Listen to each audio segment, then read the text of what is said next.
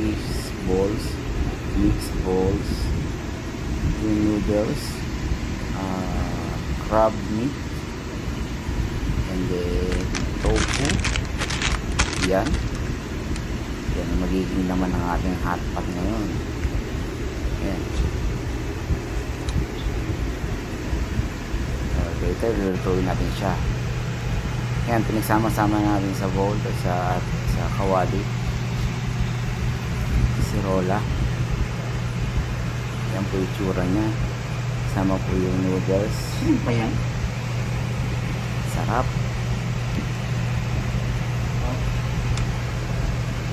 Yan. Kakain na tayo.